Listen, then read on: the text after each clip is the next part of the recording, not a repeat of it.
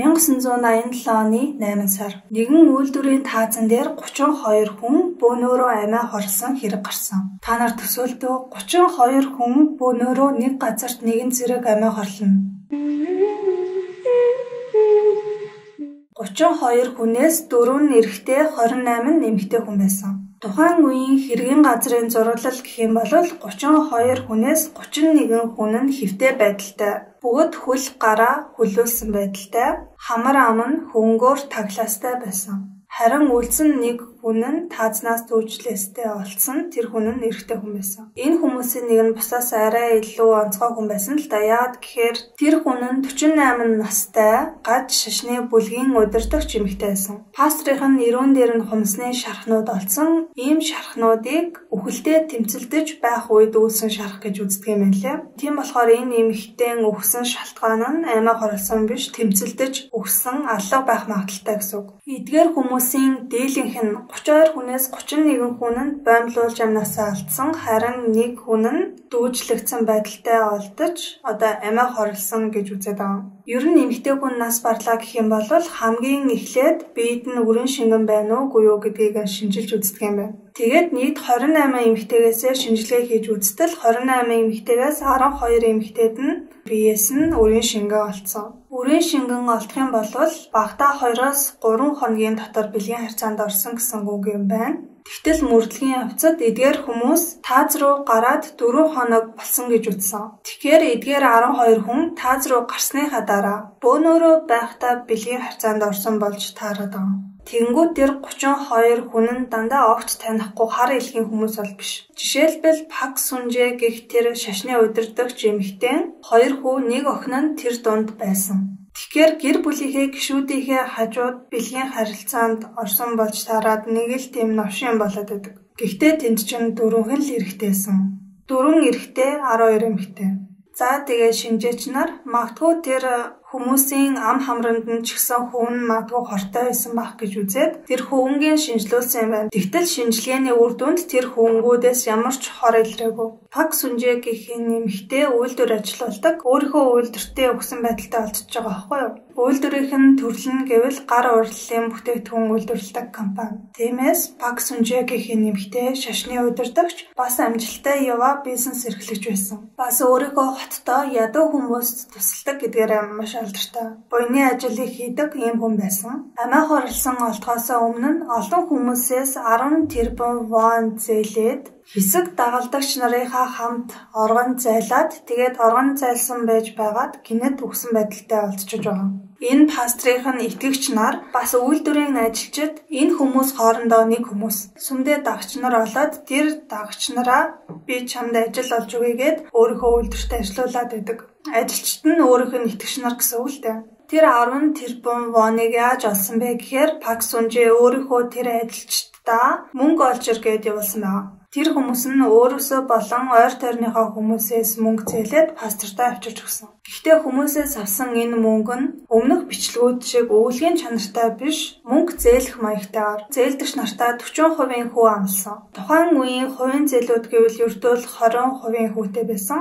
Харин Пак Сүнжэ тэр үеийнхээс 2 дахин илүү хүү амласан болохоор ийм их мөнгийг цуглуулж чадсан байна. Тухайн үйлдвэр нь хүмүүсийн нүдэнд гаднаасаа бол үнэхээр сайхан харагддаг. Гэхдээ үйлдвэр дотор орсон хүний хувьд байдал бол бүр шал эсрэгээр. Гар урлалын бүтээгдэхүүн үйлдвэрлэх компани гэдэг байгаа шүү дээ. Тэгсэн чинь тэр нь бүр шал худлаа байсан. Өөрсдөө үйлдвэрлээд байгаа юм бол байхгүй, бусдын үйлдвэрлсэн бараа бүтээгдэхүүнийг үйлдвэр дээрээ авчирч тавиад тэрийгээ өөрсдөө үйлдвэрлсэн гэж бусдыг хурсан. Түүнээс гадна Пак Сүнжэ өөрсдөө ажилчид буюу зээлдэгч нарынхаа хүүхдүүдийг та нар ажиллаад мөнгө олох гэж зүтгэж байгаах. Тийм болохоор би та нарын хүүхдүүдийг чинь ядаж харж өгч байгээд ажилчдынхаа баахан хүүхдүүдийг аваад цэцэрлэг маягийн юм үүсгэсэн байна. Тухайн үед телевизээс үйлдвэрийн талаар сурвалжлага бэлтгэсэн юм байна л да. Тэгээд зурагтаар гарахтаа Пак Сүнжэгийн байдал гэвэл хүүхдүүдийн хувцс хондрыг нь өмсөөлж өгөөд л их л сайн хүний дүртэй байсан. Тэгснээ хамгийн амар зүйл нь тэр хүүхдүүдээ бүгдийг нь өнжин хүүхдүүд гэж телевизэнд ярьсан. Би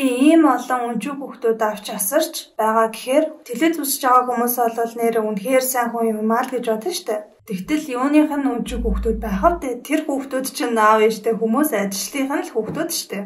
Өмнө нь ярьжсэн Baby Garden гээд шашны пастортай яг л адилхан зүйлийг энэ пастор хийсэн. Үйлдвэртэй байгаа эхнэр нөхөр хоёрыг тусад нь байлгасан. Гэр бүлийн гишүүдийг хооронд нь огт уулзуулдаг байсан. Ер нь л пастор маань хүмүүсийг үйлдвэрээсээ гаргах үнэхээр дургу. Хэрвээ гарах шаардлагатай бол заавал пастортой ямар шалтгаанаар гарч байгаагаа хэлэх ёстой. Тэгээд тэдний дунд намжлах цаг гэж байдаг байсан. Сард нэг удаа намжлах цаг гаргадаг. Эрэгтэй эмэгтэй хамааралгүй үйлдвэрийнхээ бүх ажилчдыг ээлжлэн зоддог. Энийг намжлах цаг, гэмших цаг гэж хэлээд байгаа. Хэрвээ чи энэ сүмийн гишүүн байсан бол сард нэг удаа заавал зодолох ёстой гэсэн үг. За тэгээд пастор маань ажилчид буюу итгэгч нартай юу гэж номлодог байсан бэ гэхээр би бол бурхан, би бурханы зөвнөлийг хүлээн авсан. Удахгүй дэлхийн төгсгөлд ирнэ гэж номлодог байсан.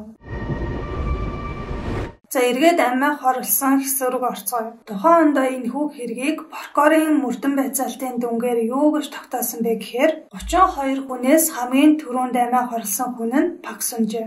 Түүний дараагаар Паксунжээг оруулаад 31 хүн баймлуулж өгсөн. Хамгийн сүүлд нь тэр тааснаас дүүжлээстэй байсан эрэгтэй бусад 31 хүнийхээ амь насыг нь хөнөөгөөд хамгийн сүүлд нь өөрөө өөрийнхөө амийг хорлож тааснаас өөрийгөө дүүжилсэн гэсэн дүгнэлт гарсан. Энэ дүгнэлт нь 1987 оны дүгнэлт. Гэхдээ одоо болохоор энэ дүгнэлтэд санал нийлдэггүй мэргэжлийн хүмүүс олон байдаг. Тухайн үед засгийн газраас нь энэ хэргийг хурдан хаа гэж шахаад байсан болохоор хэргийг тэгсэн гэсгээд маш хурдан хаасан гэж ярьдаг. За эргэлзээ 1. Ганцаархнаа таазнаас дүүжлэгдсэн эрэгтэй нь үйлдвэрийнхээ дарга байсан. Зарчмын хувьд баймлуулж өгсөн хүний хоолойнд нь битүү тойрог үүсдэг юм байна л та.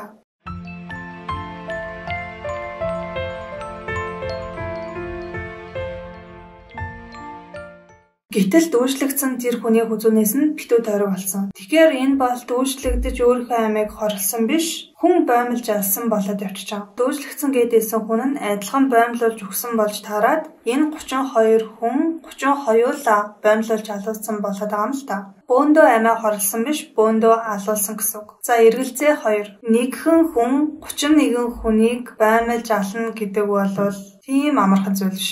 Олсоор ардаас нь татж байгаа болохоор маш их хүч орно. 31 хүнийг яг энэ аргаар алсан гэж үзвэл хоёр гарт нь хоёуланд нь маш их шархлаа үүссэн байх ёстой. Тэгтэл үйлдвэрийн даргын хоёр гарт нь ямар ч цэврүү шархлаа олдоогүй гар нь цэвэрхэн байсан. Ийм болохоор эдгээр хүмүүсийг алсан 3 дахь этгээд байх ёстой гэсэн магадлал байгаад байгаа.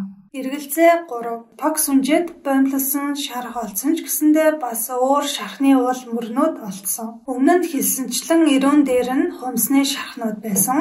Хуйханд нь цус алдалт үүссэн байсан. Иймэрхүү хуйханд нь цус алдсан байх юм бол энэ нь тухайн хохирогчийг алах юм уу цохиураар толгойг нь цогсон эсвэл хан мөргүүлсэн гэсэн үг. Хан мөргүүлсэн үед яг ийм цус хуралд үүсдэг. Эргэлзээ 4. Тухайн үйлдвэрийн таац нь аллага үйлдэх тохиромжтой газар үнэхээр биш. Тэр үйлдвэрийн таац нь маш хэврэгхэн, нэмхэн, бараг хүчтэй гიშгэнгүүд л доош унахаар тэнгүүд таацан дээр ийм нэг гол төмрүүд гэж байгаа. Тэр гол төмрүүдийг нь огтлолцуулаад модон тавцан тавиад тэр модон тавцан дээр нь үгсэн цогцнууд олдсон. Тэр модон тавцан дээр гიშгэхгүй л олвол доош унахаар тийм тавчуу газар тийм олон хүнийг ална гэдэг байж боломгүй гэд зарим мэргэжлийн хүмүүс үзээд байгаа. Тийм болохоор магадгүй өмнө нь алчаад алсныхаа дараа таац руу зөөсөн байх магадaltaй гэж үздэг хүмүүс байдаг. Тухайн хэргийн газрыг нь харах юм бол тэр хүмүүс удаан хугацаанд байрлахаар шийдсэн юм шиг дүр төрхтэй байсан.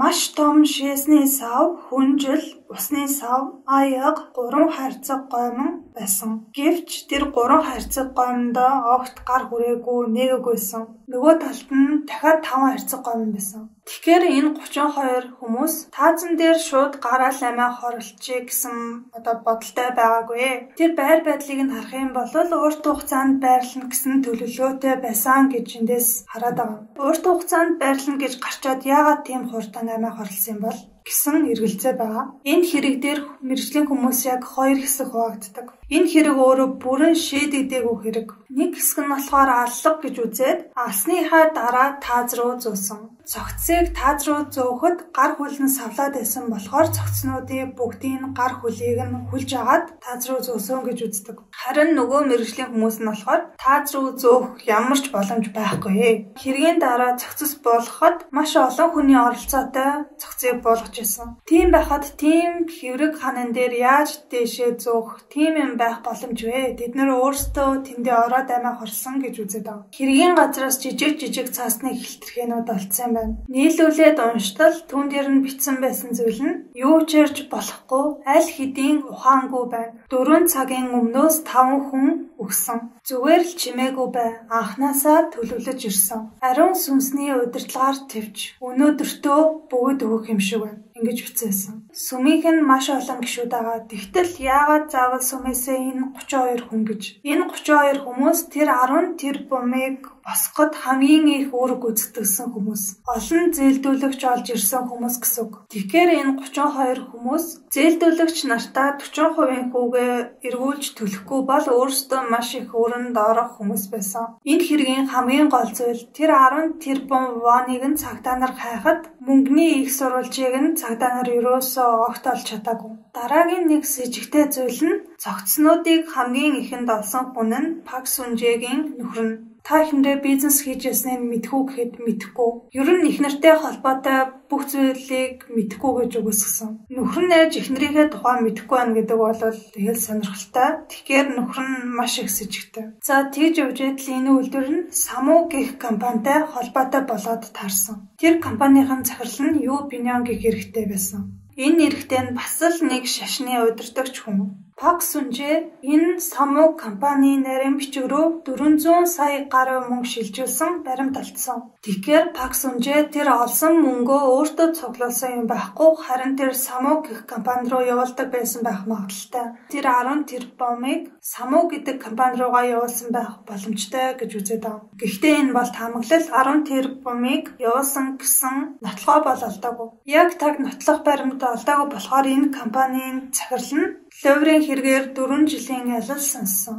Хэрвээ энэ хүн үнэхээр тэр 10 тэрбумыг авсан. Тэгэд тэр 32 хүнийг алсан болвол энэ бүх хийсэн зүйлийнхээ төлөө 4 жилийн ялал авчна гэсэн. Ингээд л энэ хэрэг 100% бүрэн тогтоож чадаагүй. Тэр 10 тэрбум нь хайцсан бүүмэд. Тэгэд бас 32 хүн нь амиа хорлсон уу, аллах байсан уу тогтоож чадаагүй. Ингээд нэгэн нууцлаг хэрэг болж үлдсэн. Миний хувьд болохоор ёстой бүүмэд аль нь ч байж магадгүй юм шиг л санагдсан. Та нарын хувьд харин аллах гэж бодсон уу? Амиа хорлт гэж бодсон уу? Санаа бодол байвал хуваалцаарай. За ингээд бичлэгээ дуусгая. Баяртай.